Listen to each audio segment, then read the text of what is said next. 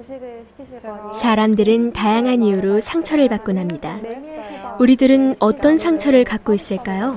원래 옛날부터 성격이 내성적이고 뭐 어딜 나서는 걸 제일 싫어했었는데 중학교 때 우연히 힙합 음악을 접해서 그것을 듣다가 이제 따라하고 더 좋아하게 되면서 한 고등학교 1학년 때쯤인가 이게 내가 할 일이다 생각을 하고 있었는데 평소 내 성격이나 그런 것들을 알고 있는 사람들은 이제 너는 절대 그렇게 무대 위에 서거나 사람들한테 주목받는 일을 절대 못할 거고 해도 뭐 잘할 것 같지도 않고 지금 네 목소리가 절대 거기는 어울리지 않는다. 또 막상 한다고 해도 그걸 해서 얼마나 벌어먹고 살겠느냐. 하다 결국 굶어 죽을 거다 이런 식으로 제가 좋아하는 꿈이나 일들을 비웃기도 했고요. 제가 웨딩 스텝 아르바이트를 한 1년 정도 했어요. 저희가 이제 하객분들이 오시면 인사를 해요, 항상. 근데 그 인사를 보고 너 왜 인사 그렇게 하냐, 다시 90도로 다시 해라, 막 이런 식으로 하시는 분들이 간혹 계세요. 자존심도 많이 상하고, 그러니까 이 일을 나는 그래도 열심히 한다고 했는데 뭔가 되게 회의감 들게 만드는 그런 것 같아요. 서비스 업종 이런 일을 하는데 이게 되게 일하면서 크고 작은 일들을 많이 겪게 돼요. 근데 어떤 일이 있었냐면요. 이렇게 또 이제 약간 트러블이 생긴 거죠. 손님하고 트러블이 생겼는데 손님께서 알바생 주제에 네 주제에 뭐 내가 내 돈 주고 먹는데 약간 이런 식으로 말씀하시는 거예요. 근데 그때 이후로 뭐 무슨 주제 이 말이 되게 거슬려요. 분명히 근데 저도 친구들하고 뭐 가족들하고 어쨌든 제 주변에 있는 사람들한테 분명히 그 말을 한 번쯤은 써봤을 거란 말이에요. 근데 그 사람이 내가 그때 말했을 때 이런 기분이었겠다. 그게 확 느껴지면서 그 말이 되게 거슬리기 시작하고 안 쓰는 것 같아요. 이제 그 말을 누구한테든. 제 친오빠가 어느 순간 저한테 되게 심한 말들을 아무렇지도 않게 계속 해오고 있는 거예요. 그래서 많이 충격을 받고 오빠랑 진지한 얘기도 해봤는데 오빠는 저랑 얘기를 아예 안 하고 싶어 하는 것 같더라고요. 그때 당시에는. 사람이 한번 자존감을 빼앗기고 그런 일을 당하면 이렇게 바뀔 수 있구나라고 느낀 게, 제가 어렸을 때는 막 전교회장 같은 것도 하고 반장 같은 것도 하고 굉장히 적극적인 성격이었는데 살면서 되게 소심해지고 남 눈치를 보기 시작하는 저를 보면서 이렇게까지 사람을 바꿔놓을 수 있구나, 주변 환경. 실제 많은 사람들은 어떤 말에서 자존감을 훼손당하고 있을까요? 저는 누군가 저한테 필요 없다고 얘기했을 때 좀 마음이 좀 많이 우울하고 좀 그랬던 것 같아요. 너 살 빼. 아니, 좋지도 않고 싫지도 않고 관심 없는데 이렇게 말했을 때가 살쪘니? 네가 할 줄 아는 게 뭐야? 이런 말 들었을 때 너는 이거밖에 안 된다. 넌 이게 한계다. 쯧쯧쯧. 커서 뭐가 될래? 그 말이 진짜 너 살쪘어. 너는 키 큰 것 빼고는 가진 게 없다라는 말이 도움이 안 된다. 그냥 너는 좀 필요 없는 놈인 것 같아. 뭐 이런 그냥 말. 다른 애들이랑 다른 애들.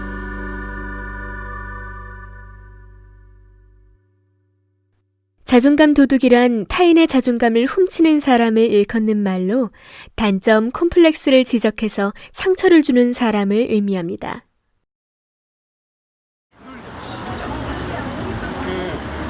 우리는 길거리로 나가 더 많은 이야기를 들어보기 위해 다양한 연령층을 대상으로 설문조사를 실시해 보았습니다. 생활하면서 은연중에 자존감을 뺏기는 경우가 굉장히 많다고 해요. 근데 저희가 빼앗기도 하잖아요. 사람들은 어떠한 상황에서 또 누구로부터 자존감의 상처를 받는 걸까요? 아닌 경우에는 남이 내 말을 따라해. 남준 선생님 말을 한 번 더 막 따라하고 막 이럴게요?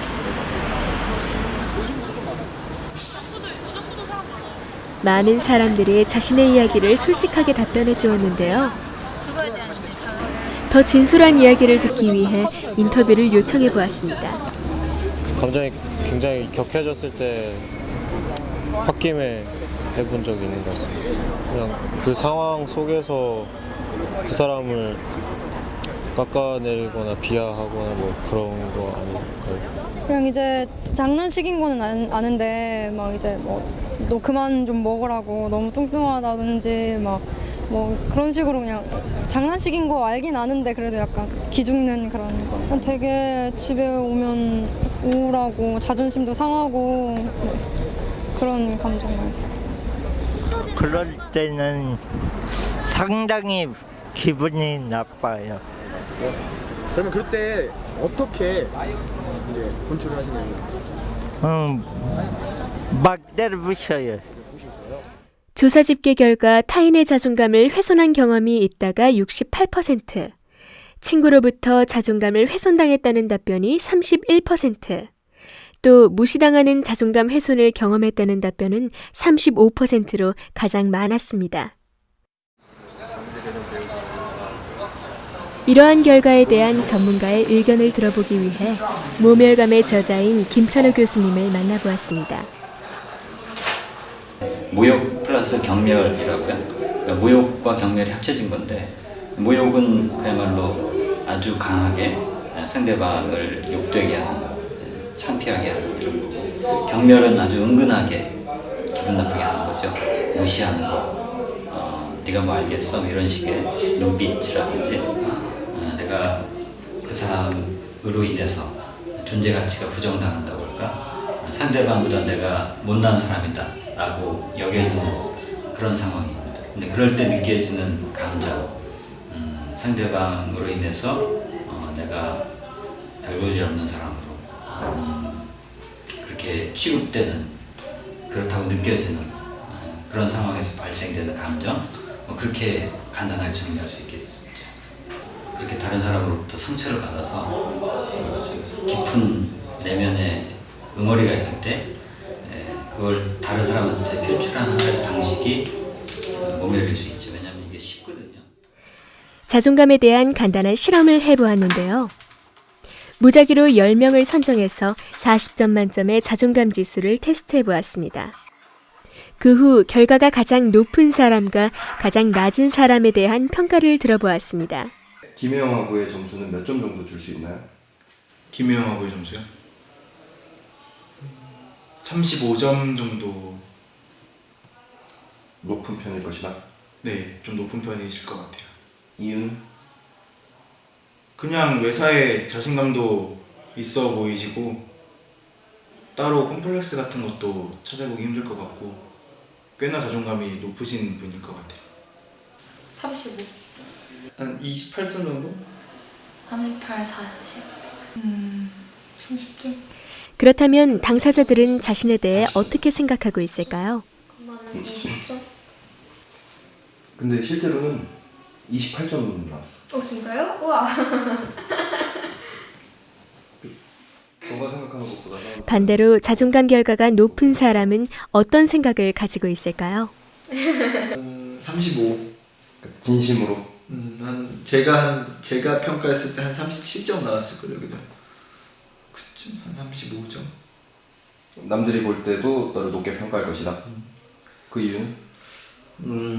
그냥 예를 들어 이렇게 그 평가 항목처럼 약간 어떻게 보면 스스로 얼마나 행복하냐 약간 이런 느낌이었잖아요, 평가 항목들이. 근데 그게 속으로 생각하는 면이나 그거를 근데 속으로 생각하는 거랑 겉으로 행동할 때 난 행복한데 행복하지 않은 척 행동하지도 않고 그 행복한 만큼 행동하기 때문에 내가 그럼 스스로 평가한 것과 똑같이 보여진다면 사람들도 그렇게 느꼈을 것 같아요.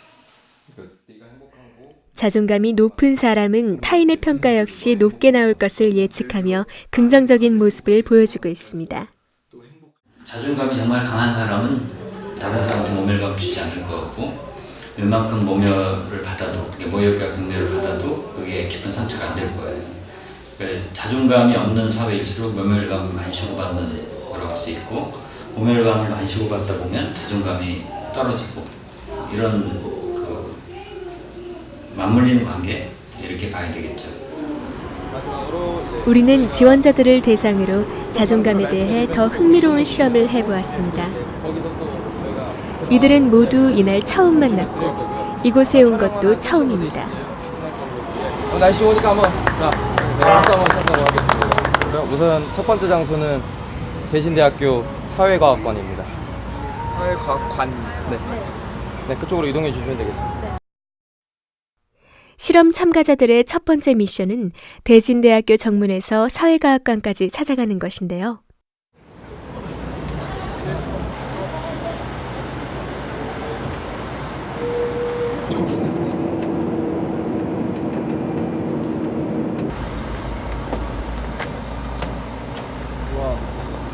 아직은 서로 어색한 듯 남자 참가자와 여자 참가자가 나누어져 길을 찾아가는 모습을 보입니다. 흰색 저고리에 까만색 치마만 입고 와가지고 할머니들 와가지고 막 이렇게 돌아요 막. 길을 찾기 시작한 지 5분도 채 지나지 않아 이동욱 씨가 자연스럽게 팀을 이끌며 리더십을 발휘했습니다. 시종일관 팀원들과 친해지려 이야기를 계속 이어가는 모습입니다. 반면에 박선님 참가자는 팀원들 중 가장 소극적인 태도로 임합니다. 뭐가 보여요? 아무도 한번 내려가서 우선 내려가면 되죠 뭐. 사회과학관. 정문까지 도착해야 되나?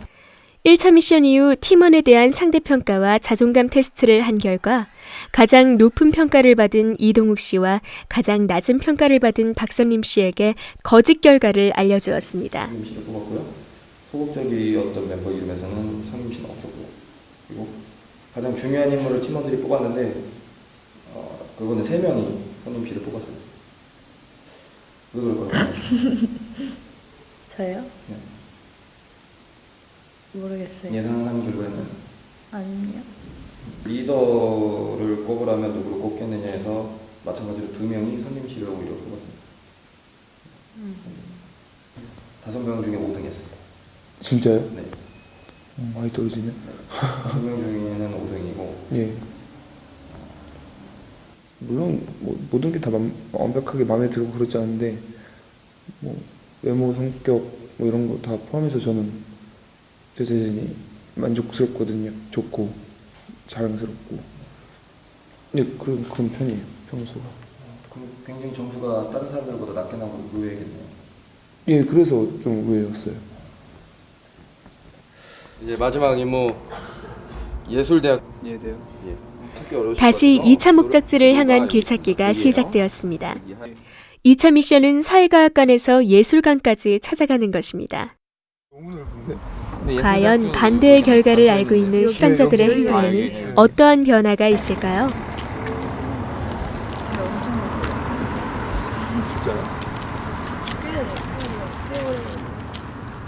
그러면 뽑을 데가 없나? 자신이 제일 낮은 평가를 받은 것으로 아는 이동욱 씨는 1차 미션 때와 다르지 않게 여전히 적극적인 모습입니다. 저기요, 죄송한데 저희 그 예술대학 쪽으로 가려면 일로 가는 게 맞나? 네, 맞아요. 이쪽 쭉 가야 돼? 네, 쭉 가셔서 올라가세요. 감사합니다. 저기 초록색 천막. 반면에 자신이 제일 높은 평가를 받은 것으로 아는 박선림 씨는 모르겠어요. 1차 미션 때와는 확연히 다른 적극적인 모습을 보여주고 있습니다. 여기 학군단이 안 나와 있어요. 근데 아마 맞을 거예요. 또 있었는데. 네. 그럼 내려가 보자. 학군단이라고 저기 또 써 있어요. 1차 미션 때와 비교해보면 그 차이는 더욱 분명합니다. 예. 차이가 보이시나요? 여기로 올라가야 되는 거예요, 그러면? 아니요, 여기서 올라가. 에? 일로 아니 내려가야 돼요. 진짜 예술대학은 제일 안에 있네요. 수고 많으셨습니다. 대진대 투어 어떠셨어요? 대진대 투어 오늘 여기서 이렇게 실험이 끝난 뒤 실험자들의 속 이야기를 들어보았습니다. 사람들이랑 같이 마지막으로 미션 하면서 자신감도 많이 생기고요. 처음 때보다는 말 많이 하려고 아까 여기 예술관 오면서 말 많이 하려고 노력은 했던 것 같아요. 저는 적어도 이름은 그게 나오지 않을 거라고 생각을 했었는데 그걸 했다니까 뭐 또 나온 상태를 다시 생각해 보니까 뭐 그럴 수도 있겠다 이러고 그래서 뭐 그렇게 큰 이렇게 나쁜 영향은 없어요. 그러니까 뭐 그걸 안 좋게 생각해서 상처를 네, 받았다라기보다는 이제 그럴 수도 그렇게 생각하는구나, 그럴 수도 있겠구나. 예.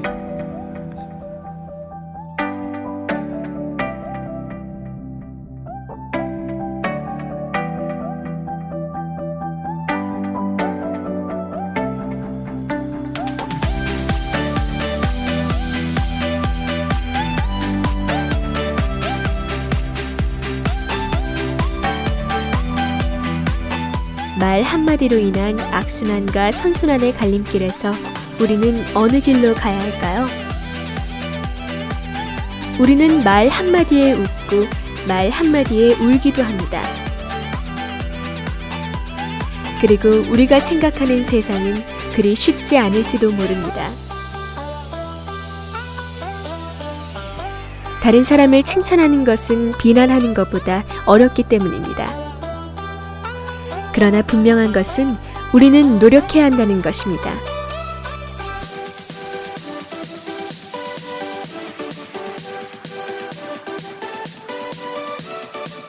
자존감 도둑이 없는 세상. 사소한 말에서 시작됩니다.